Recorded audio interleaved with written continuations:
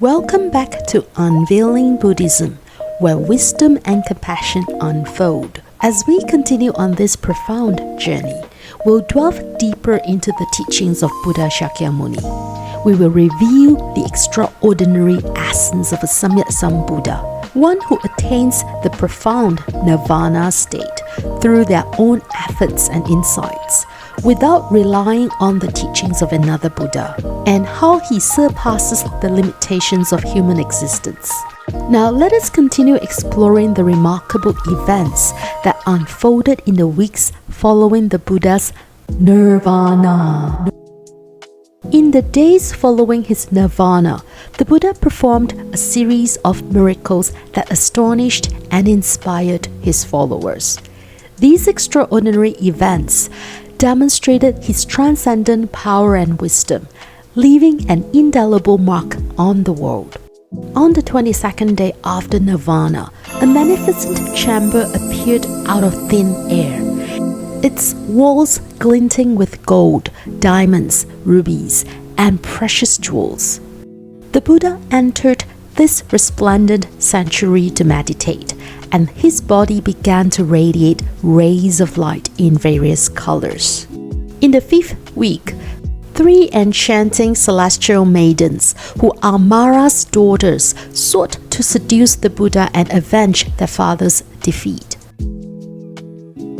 Mara is a malignant celestial king who tried to stop Prince Siddhartha from achieving enlightenment by using his celestial army to attack him.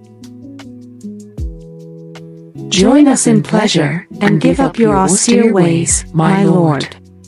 The 3 daughters, Tanha, Rati, and Raga, or desire, lust, and sensual pleasures, danced seductively around the Buddha, their appearances transforming to the rhythm of mesmerizing music.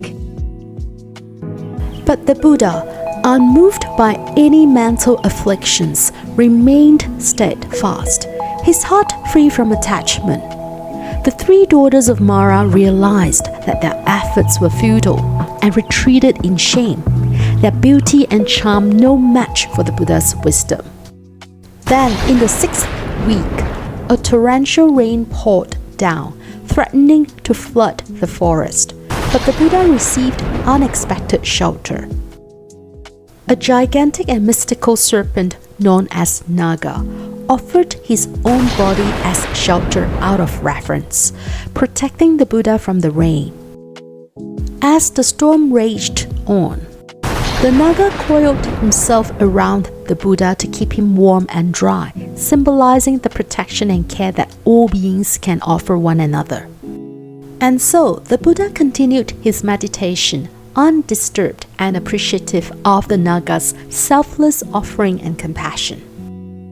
After 49 days of basking in the bliss of Nirvana and deep meditation, the Buddha's serene presence was about to be discovered.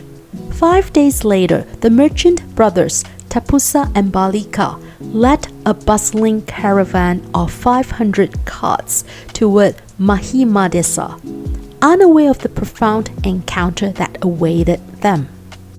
As they approached the Buddha's location, the carts inexplicably halted, as if an invisible force had intervened. What's going on? Why won't the carts move? I don't know. But look! There's someone up in the trees. Greetings, noble merchants. Do not be alarmed. Although you do not know me, please know that I was your mother in your previous life. After being reborn as a deva, I have been watching over you. The Buddha is nearby, having attained Nirvana but not eaten in 49 days. Offer him food, and you will receive long-term welfare and happiness in life. But how can we find him? Follow the path, and you will see him sitting at the foot of a Rajayatana tree. Tapussa and Balika approached the Buddha with reverence, offering him rice cakes and honey food.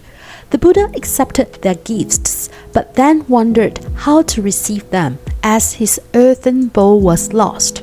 In a sudden turn of events, the 4 heavenly kings manifested and presented the Buddha with 4 bowls, crafted from exquisite precious blue stone, as divine rulers of the celestial realm, directly above the human world.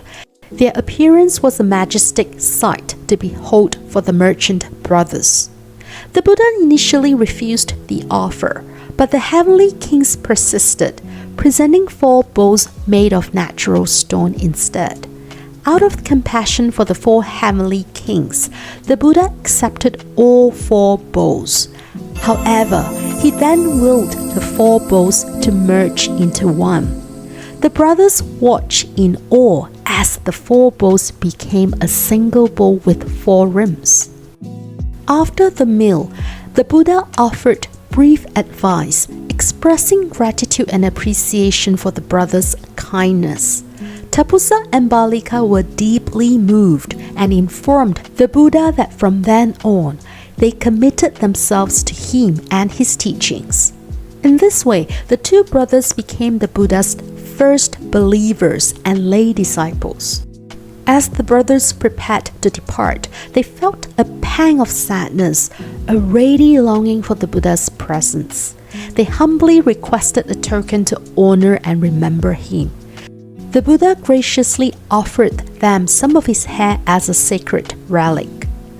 Upon returning to their homeland, they enshrined the precious hair in a stupa, thus beginning the revered tradition of venerating the Buddha's relics. Amazing! And do you know if this stupa still exists today? Well, guess what? This stupa is a major tourist attraction today.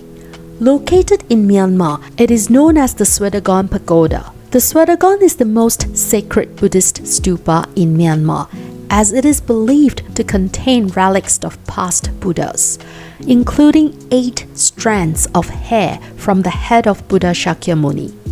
Today, it stands 99 meters tall, with rubies and diamonds adorning the topmost portion. When visiting a stupa, it is a sign of respect to circumambulate in a clockwise direction, keeping your right shoulder facing the stupa.